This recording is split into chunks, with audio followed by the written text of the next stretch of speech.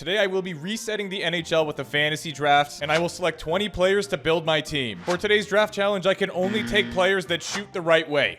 Take that how you will. After all the selections are made, we will assemble the team in franchise mode and simulate with the hopes of winning a Stanley Cup.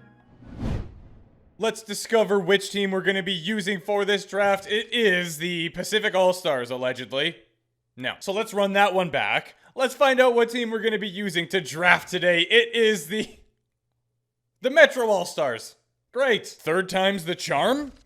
There we go. We wind up with our Be a Pro team. Owner mode will not be enabled, but fantasy draft sure will. And as per usual, the most persistent individual on this planet, Jabroni, don't touch my lines. I'm just gonna go out on a limb here and say that we get draft pick number 18. Somewhere in that range.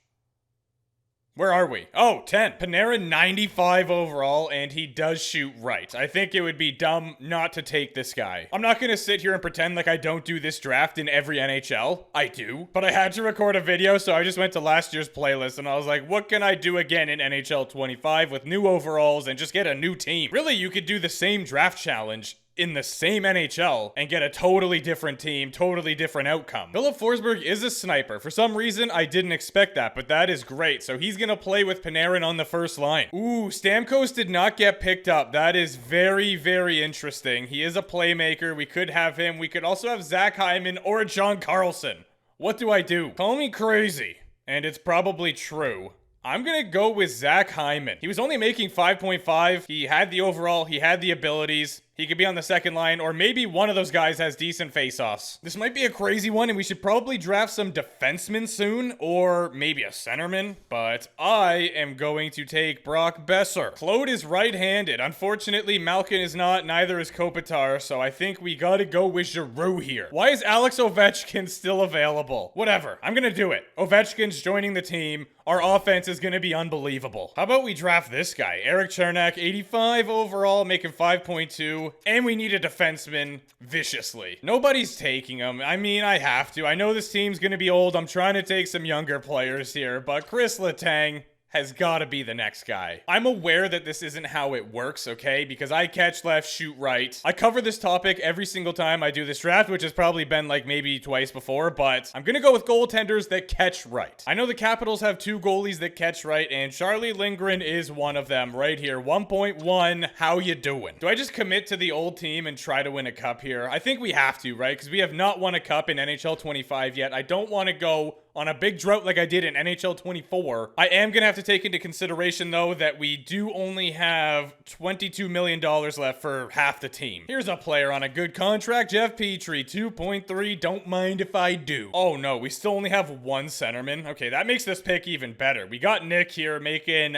3 mil. He's a centerman, and he shoots right. I had no idea that Nick Bjugstad was 6'6". That is insane. He's also 84 overall at 2.1, so that is very difficult to turn down, especially for a team that needs centermen. Might have waited a little bit too long. Unfortunately, the best goaltender that catches right remaining is Louis Domingue. Look at those stats, though. I mean, he's only played 1 game, but he got a win, and it was a .961 save percentage, so there's something to be excited about. Surprisingly, on this right-handed team, we only have 1 right winger. So we have 2 right here. Hopefully I can get them back-to-back because they're on good contracts as well. We got Danforth and Nason. He's listed as a grinder. Nice. Okay, so that adds some diversity to our player types. What are we saying for defensemen? We're at 4. How about Jake Evans for a 4th-line centerman, making 1.7. He's a 2-way forward. Consider it done. I'm going to go ahead and pick up another grinder here in Garnett Hathaway, former Capital. But hopefully these guys can stick up for the studs, of which we have several. Gonna go out of left field here and draft Daniil Miramonov. 2-way defender. He's righty/lefty, which is great. And for our last pick, we will go with Andrew Peak. He is right-handed, a defensive defenseman. We're all done here. Here's an overview of our draft. We have a lot of good players on this squad, but will it be good enough to get it done? Let's go assemble the lines and check that chemistry. The moment of truth has arrived. Edit the lines. We're going to go ahead and see if we have some chemistry. We sure do. Ovechkin on the third line is nuts. I did do that to myself, though, by drafting a lot of players in the same spot. I'm going to run with it. Maybe it'll be good. We have to get a sniper on that first line somehow, and I'm leaning towards doing this. Taking Panarin off that first line seems criminal. All right, fine. We'll go a little less dramatic. We'll put Besser up there on the first line and move Zach Hyman down. So we get a +5 and a +3. Amazing. Okay, I was expecting this to be much worse, but we actually get zeros across the board. That is fine with me. And why is Petrie down here if we can get chemistry with the other two? This is how I'm gonna run it. Burns and Letang will be together. We'll have Eric and Miramonov on the second pairing, and then you do shoot right, but I don't think you're who I drafted. Peak is only a right defenseman, though, whereas this guy is righty/lefty. If this dummy's the chemistry, then I'm gonna go ahead and run with him, even though I didn't technically draft him. Okay, no, we get a 0 anyway, so we will have Peak in the lineup. Goaltending is absolutely not our strong suit. Charlie Lindgren backed up by Louis Domingue. This team's gonna go ahead and get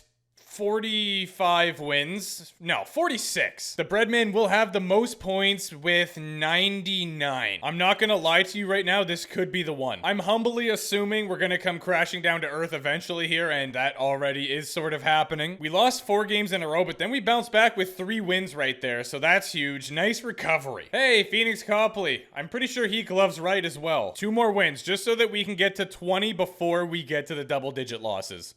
Beautiful. Apparently our team just refuses to lose games in overtime, though. This is kind of weird. First in the division at the moment. I'm not sure what we are in the league, but it's looking pretty good. What's the record in an 82-game season for least amount of overtime losses? Because we might set it. We're a regulation team, or if we're in overtime, we're just guaranteed to win it, essentially. Oh, there we go, against the Seattle Kraken. We finally got a 1 in that third category. Another one against Florida. That is 2 on the season. Make it 3. All right, we'll go in real quick, just see who's available, and then I'm out of there, because I'm not making any trades. Thomas Chabot, Aiden Hill.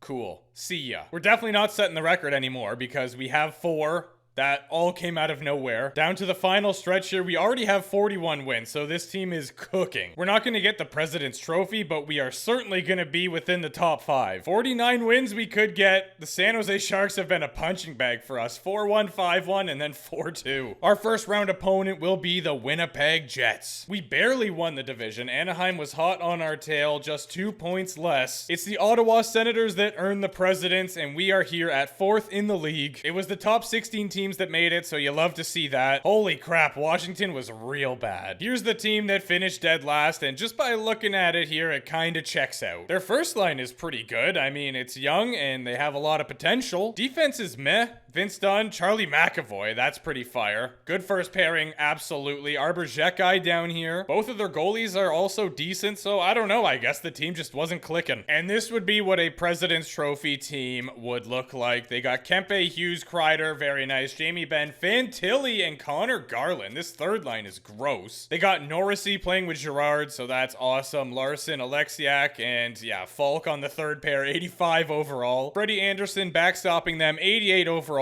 Makes sense. Oh, no way. We go against Connor McDavid in the first round of the playoffs, playing with Tage Thompson and Konechny. That is brutal. They've got a very youthful second line here with Slavkovsky, Velarde, and Holtz. Martinez on the first pair. Maybe we could take advantage of that. He's 37, might be a little bit slower. And it's Joey Decord in the net, backed up by Marty, the one-man party. First 3 games, everybody knows the rules. Are we going to have a good situation after that? Let's find out if the simulation ever wants to get started. It was 2-1, and we might finish it here. No, we do not. Will they push a Game 7? It doesn't feel like a Game 7 series.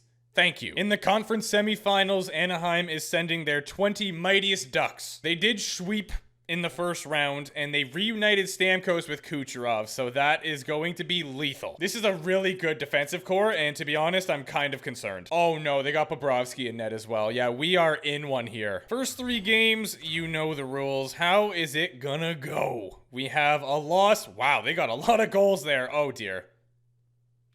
Don't tell me they're gonna sweep in back-to-back series. Wasn't ready for that. I accidentally simulated a little bit into the Stanley Cup final, so it is currently 2-1 Buffalo, but we have not seen either of these teams. Stanley Cup finalists, number 1, they got Anze Kopitar playing on the wing. That's crazy. Matheson with Doug the Thug, but, you know, other than that, their defense is kind of mid. However, I suppose this guy will make up for that. 91 overall, Thatcher Demko. I just got the biggest hit of nostalgia because, as you guys probably know by now, or I guess maybe if you're new to the channel, you don't know, but usually when I'm doing these drafts, I listen to a playlist called NHL Heaters. It's a playlist I made of old NHL soundtracks, and the song playing right now is from NHL 06. I used to use St. Louis all the time in NHL 06, so that's where it came from. Cannot lie to you, this does not appear to be a Stanley Cup finalist team. Defensively, they got Miro and Hronik. That's good. Hanifin, Radish. Jake Ottinger must be stealing the show. We're gonna go ahead and advance one day at a time to see who ends up winning this Stanley Cup. It is 3-1 for the Buffalo Sabres. Will it be a 4-1 closeout? No. St. Louis fights to see another day. Lives to see another day. I can't right now. My brain is just not working. The amount of stuff I've had to cut out of this video, like it's probably 5 minutes worth of me talking just gone because I'm nonsensical. Anywho, will the St. Louis Blues push 7 or will the Buffalo Sabres end it once and for all? They do close the series out in 6 games. Hartford Wolfpack,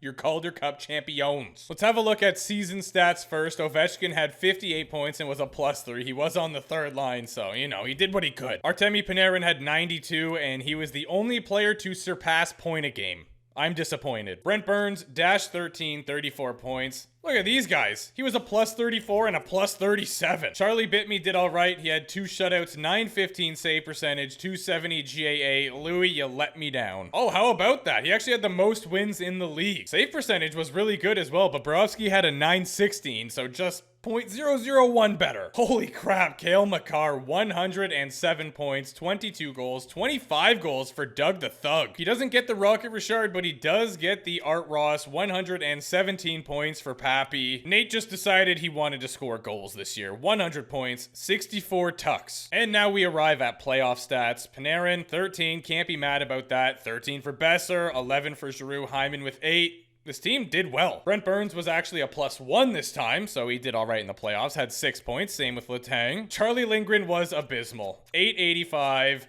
369. Nice. He did in fact steal the show. Thatcher Demko had a 925 save percentage, only 1 shutout throughout the playoffs, but yeah, he was unbelievable. Not many points from defensemen in the playoffs. We do have a 4-way tie for first. Matheson, Hamilton, Miro, and Phillip all had 13. I wanted to draft him so bad, but he was left-handed. Anze Kopitar, 37 points, leads the playoffs across the entire league. Seth popped off too, 15 goals. Jimmy Superstar, don't think I'm gonna bypass you. Andrei Kuzmenko is the first Blues player I could come across, and he's not even point a game. Here's a guy we could have had, almost had, and he put us out, and also put up 19 points in 13 games. Matthews secures himself with the Art Hart combo. The Norris goes to Makar, no surprises. Reinhardt gets the Lady Bing. Matvey, they brought him back to Philly, and he gets the Calder. Conn Smythe does end up going to Anze. Vezina to Bob, same with the Jennings. Haig is awarded the Bill Masterton. Hoyle awarded the Jack Adams. Barkov grabs the Selke. Matthews with another one. And as we saw, Nate Mack, 64 tucks, gets the Rocket. There be the playoff tree. It's insane to me that we got squashed by the Ducks, and then they got squashed by the Blues, who then didn't really pull it too close to Buffalo. I mean, they pushed 6, I guess. Oh well, you win some, you lose a lot, and today is just another tick in that category. If you have any draft ideas, be sure to leave it in the comments below. If you tried this draft, let me know how yours went, what the team looked like, and how they performed. We tried our best, and our best just wasn't enough.